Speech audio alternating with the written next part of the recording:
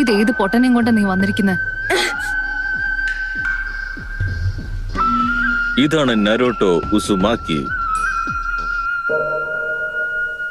ഈ കുട്ടിയാണ് ആ 9 വാലുള്ള.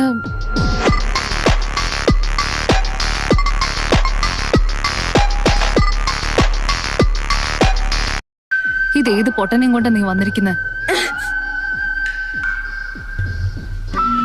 ഇതാണ് നരോട്ടോ ഉസുമാക്കി. ഈ കുട്ടിയാണ് ആ 9 വാലുള്ള.